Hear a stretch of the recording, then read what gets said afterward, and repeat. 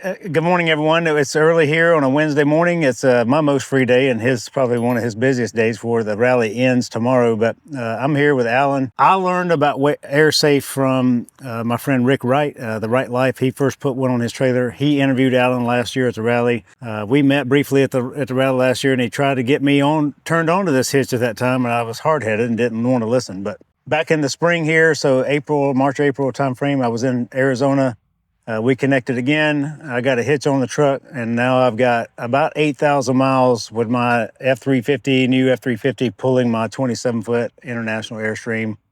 And the more I tow with this hitch, the more I like it. So I've made a number of videos on AirSafe. I've said, please reach out to Allen. Anybody that I've ever sent his way, he's super responsive. Anytime that I've ever called him for a question, super responsive. And I appreciate a business who is so open and so honest about everything, and I appreciate you. So, Allen, thank you very much for taking the time out of your day to come sit and tell the world about AirSafe and all the things. So, I think there's a misconception that you are a giant conglomerate, big company doing a lot of things, but yeah, you're you. Yeah, it's been me for a long time. Yeah. 3 years, just myself. But now we got a new place, so we got a couple people doing the assembly and stuff. Yeah. So I get more time to be on the phones with the customers and stuff. And come do fun things like this. Yeah, it's been a whirlwind. Yeah. It was Sunday yesterday, I felt like. So who made the hitch initially? The hitch initially was invented by a guy in South Carolina. Okay. And it was much bigger than it already is, believe it or not. Yeah. So it worked. The concept was there, but he didn't really know how to sell it. And so my dad happened to be, I don't know how my dad got in touch with him, but my dad got one of the originals because he towed a lot. Okay. Loved it. And said, man, I could really sell this. So they worked out an agreement, and then my dad bought it in 2004. Okay. And so, yeah, it's been 21 years. Wow, that's cool. What is the biggest misconception about your hitch in general, any of the models you have? Biggest misconception on our hitch is that the tongue ratings make stiffen the hitch. So like our most popular hitch right now is the Class 7 because all the new trucks are 2.5 inch. Yeah. So that has a rating of 2,500 pounds on the tongue, which people think means, oh, it's going to be too stiff for my rig. Yep. There is no minimum required because it's all set on the airbag. Okay. It just gives you, that's the max it can handle. So you just adjust the bag, and you can pull different trailers of various sizes. And just so everybody knows, I have said that exact misconception, and I don't know that I phrased it in the right way or the wrong way. I understood that because that was the first conversation we had. Well, I'm going to get you a Class 7. I said, well, I don't need that big of a hitch. So it's not a problem if you're towing with that heavy of a hitch. I do like the Class 7 because I got the big struts on the side that great access handles. It's so much easier to move around with those two handles. But thank you for clarifying that. Maintenance on the hitch. Do I need to lubricate anything? How often does the airbag get replaced? Do you, outside of your ball that you have, is there another manufacturer you recommend the ball if they can't get yours, or however it comes? Sure. It's easier if you just order everything and get shipped together with all of your parts and components. But yeah, you can do that. The biggest thing for maintenance, at least, is just keep it clean. And you don't have to be very meticulous about it. Yeah. It's very heavy duty. Yeah, so if you're in a situation where you're by the coast for a while and you get a lot of salt air going on it, it might not be a bad idea just to wipe down the bag. Sure. But that'd be like maybe once every couple weeks. Okay. It's not something you have to be really, really diligent on. Same if you're towing up in the winters, up where we are, there's a lot of salt. Yeah. So, but I really don't do anything to mine. And it looks pretty good. Like if I did actually wash it, it would look pretty nice still. Yeah. But there's really not too much to do. In terms of like the ball you said, our ball's rated for 30K just because we don't just do Airstreams. Sure. A lot of people think that. Yeah. But we just wanted one that covers all our bases. Okay. So it's rated for 30K. And it's definitely not needed if you're using an Airstream. Sure. You can get a 20K ball somewhere else. That's no big deal. I bring that up because most people think a ball is a ball is a ball, and it's not. Like some of them are 5K, 10K, even a 2 5/16, but it's not always rated for the weight you need. So make sure that you're checking the weight rating of your particular ball hitch on anything you carry with.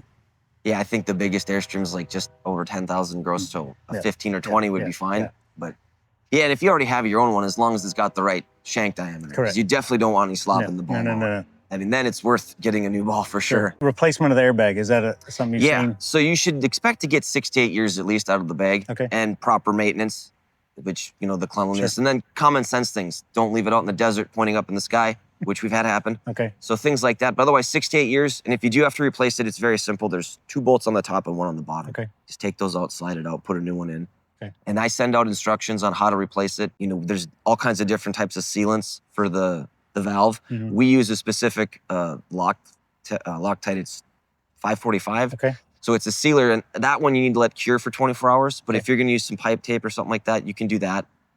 It really doesn't matter. Just the biggest thing is making sure whatever you use cures, and then do a quick test before you go out. So we test ours for 72 hours, Okay. but 24 would be okay for somebody else. And a test is 100 PSI and let it sit and see if it holds? Or Yeah, I like don't in know. your hitch, just air it up to whatever. We do 80. Okay. And then after 72 hours, if it's above 75, it passes. Because Okay. when you check it with your tire gauge, you will lose about 4 to 5 Yeah, PSI. yeah. Okay. A lot of people don't remember that. Yep. So there's something there. Yeah, if it doesn't leak, then you're good to go. You can also just do a quick test, spray some soapy water or Windex. Mhm. If it doesn't bubble around the valve, you're good to go. Okay. Awesome. And are the bars that require lubrication at all? Or you do anything for that, like silicone spray or anything? So you shouldn't need to do that for the bars.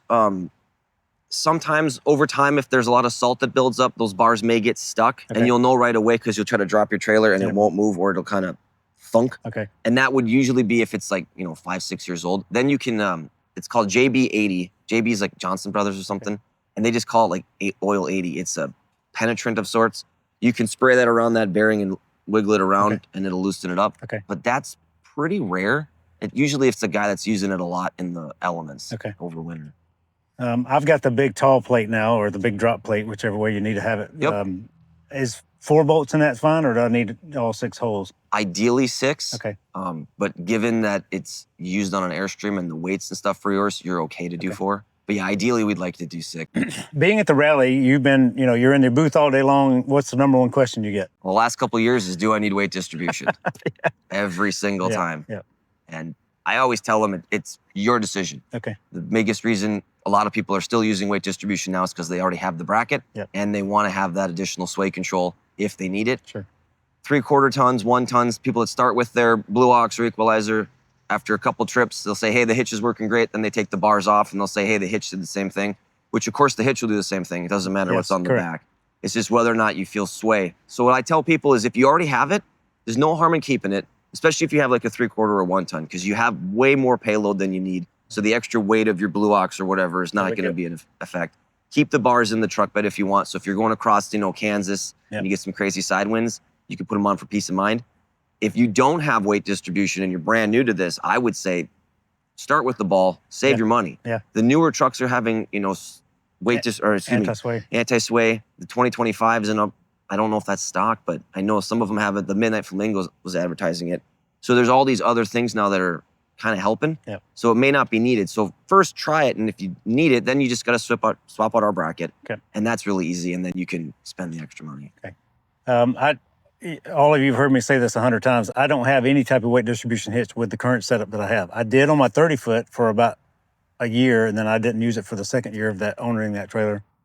And with just this trailer and just the AirSafe hitch, I towed across Wyoming recently with 47 miles per hour sustained crosswinds, gusting up to 62 for a long way, and had no issues at all. And that largely due to the aerodynamic nature of the trailer. If I had been towing a standard box trailer, particularly those that are, 3 or 4, the bottom of it 3 or 4 feet off the ground, and you get a lot of sway and a lot of wind underneath, I would have been terrified to drive across there. But with the Airstream, not so much. Sure. But and again, our truck has computer stability built in.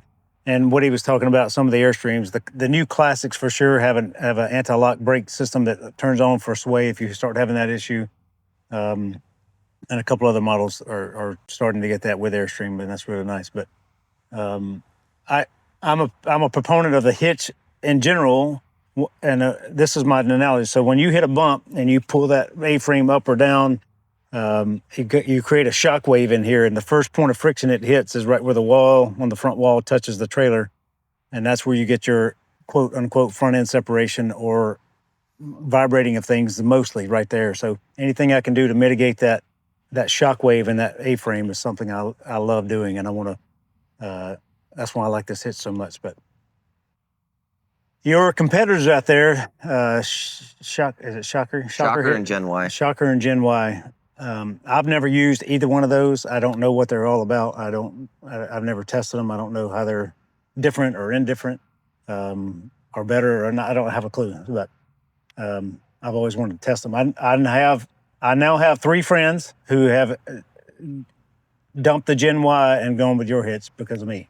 Yeah. So big, I think it's called Big Truck, Big RV. They did the same thing you did with the sensors, okay. and they did Shocker, Gen Y, and us. Okay. And he did it a little different in how he loaded the trailer and everything. Okay. It was a flatbed. It wasn't like a Oh, camper. Yeah. And they had the sensors, and yeah, the results were pretty stunning on some of them. I don't want to knock too much, but I understand. the airbags worked better than the torsion bars. Yeah. And that could also have been because of they have a minimum, right? Yeah. Shocker doesn't, and neither do we, but I believe Gen Y has a minimum. Okay. That's why they have different sizes. That makes sense. So interesting. Yeah. I'm a data dude. Like, I like to find out and I wish I had better sensors. And I've got a friend, and as soon as I get back out to California, we've got some different sensors we're going to test and do a more thorough, like rear of the trailer, front of the trailer. Yeah. That kind of thing. I had people call me when they saw your video, and there was one guy, you want to cut this. Yeah. He talked to me for like 45 minutes. I believe it. And he goes, so if you want to give Brad my number, I was like, oh yeah, I'll let him know. Yeah. He was a doctorate and everything. Yeah. I'm like, I'm not going to have you Yeah. talk your ear off. Yeah, But that's fine. it was funny how many people called right away, like, he had it almost, but he needed to stretch out the whatever. And I'm like, it's over my head.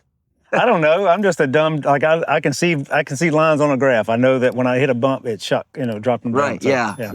Yeah. That's how I just go off of, how does it feel? Yeah, yeah. And, that was one of his things to me. Like I said, in the seat of my pants, I don't really notice the difference. My truck is stiff. I have airbags on the truck. But over time, now that I have towed with it, I really realized I'm less fatigued than I was driving without it. And you get the porpoising and moving of the truck like this, going particularly like some of those roads that are bumpy.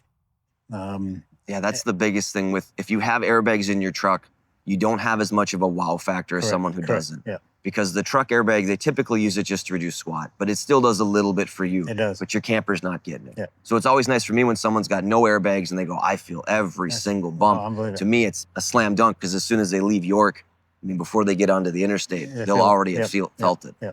And so that's a big plus. And I've not lost a rivet. Every 2,000, 1,500 miles or something like that, I would lose a rivet in the front corner. I'd see one start wiggling around, or lose one in the cabinet. There's a couple stress points on every trailer that lose rivets quite a bit. And I would lose one of those rivets, or stuff would fly around. When I travel by myself, and Blair typically does all the inside things and I do all the outside things, and we check each other. But when it's just me, I left a pillow out when I didn't mean to. I left a lamp on a table one time I didn't mean to, and several things like that, and they just stay. Yeah, I get that a lot. I try to, there's a disclaimer there. I can't promise it's like that for everybody, but we've had people claim that they left like a pot of coffee out, or, someone said their dog water dish. I don't believe that one, but yeah, it makes a big difference. So for those people that have the airbags and stuff, they're not getting that holy crap feeling. Yeah. When they get to their campsite and they see everything's right where it was at, that's a really good indicator that everything in the trailer is being protected. Much smoother. Yeah, which is great for your pillows, right? Yeah. But it's more about the camper. Agree. I just, that's an anecdotal thing that shows that it stays much more smooth than it used to, and I'm grateful for that. We get that every first day of the rallies. Yeah. People come up and say, my pillows didn't fall off. I think that's great, but I really think the benefits of the camper outweighs that. Agree. Hands down. Right. But that just shows you how much smoother it is.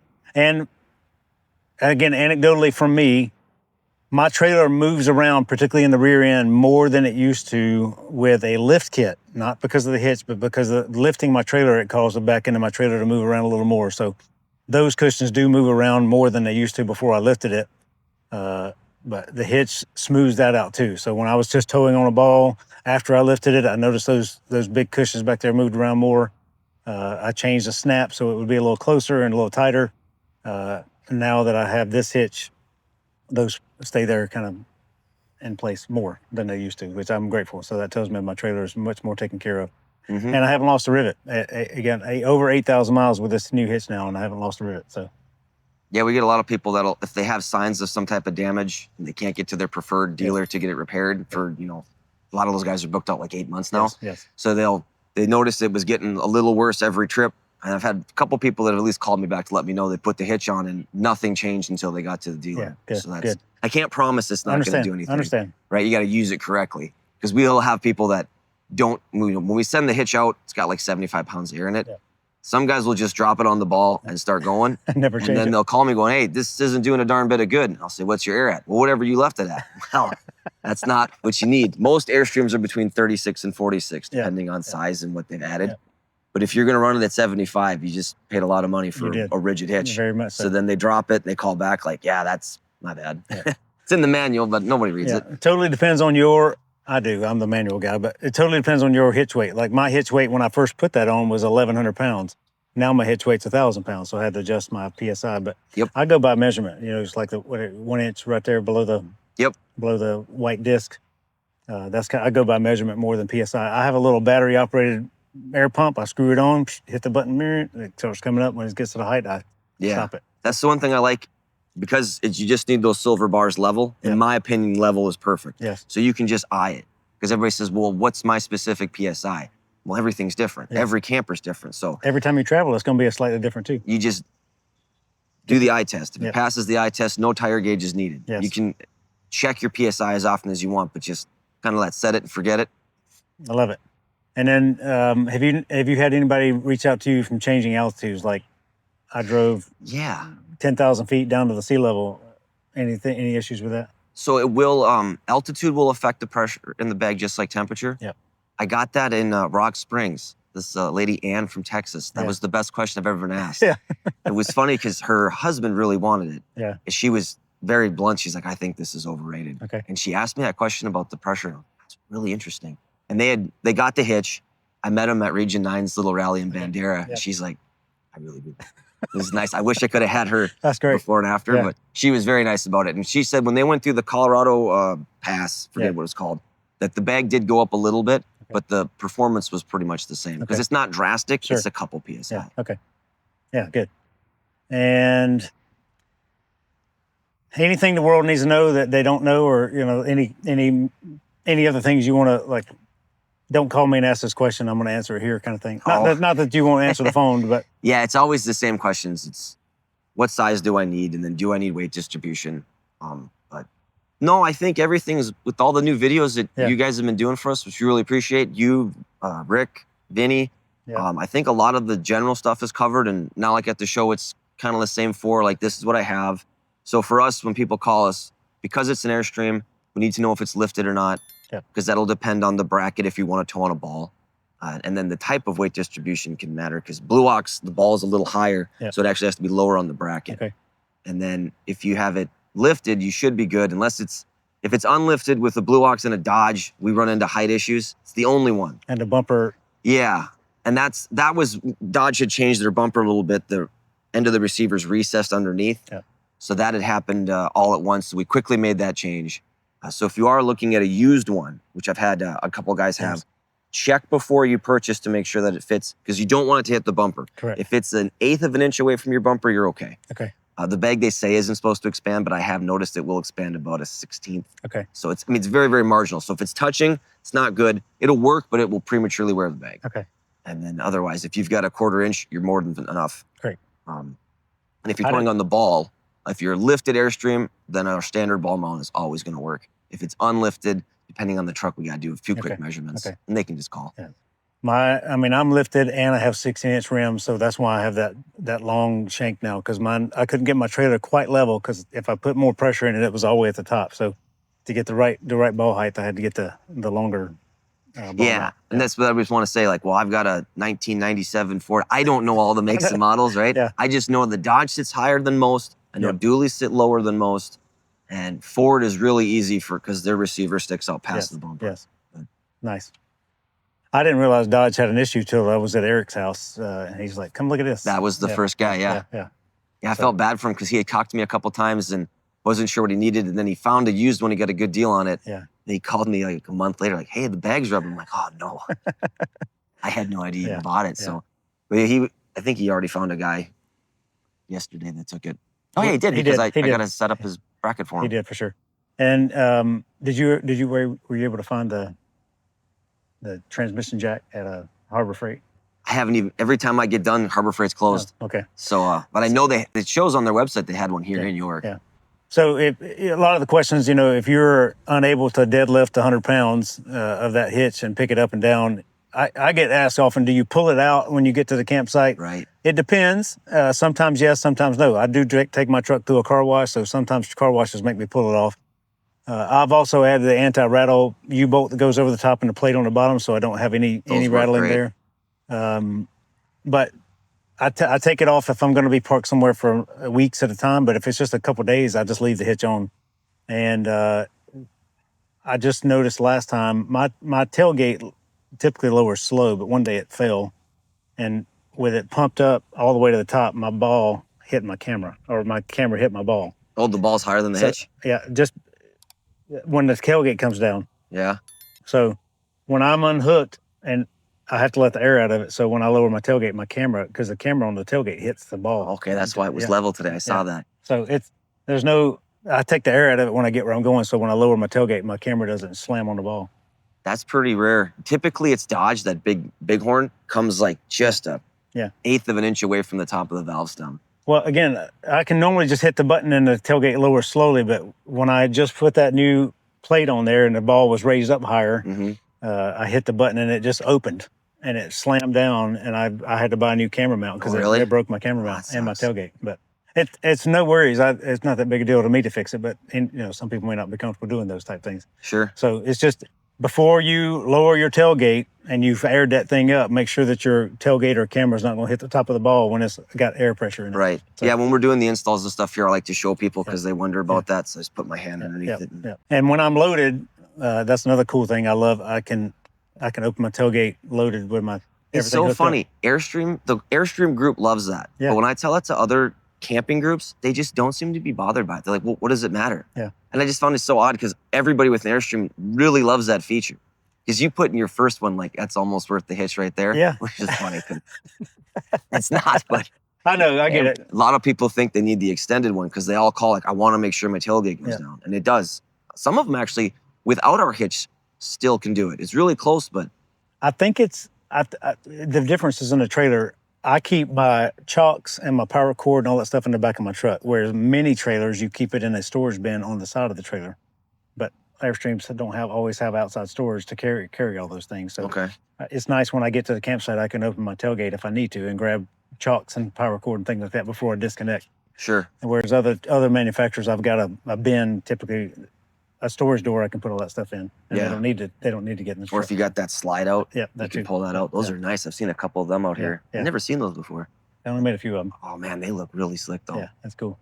Allen, thank you very much for your time. I know you're a busy man, and I appreciate who you are as a great man and a family man, and taking care of this business and taking care of us. So appreciate thank you very much. Thank you, Brad. It's good to see you.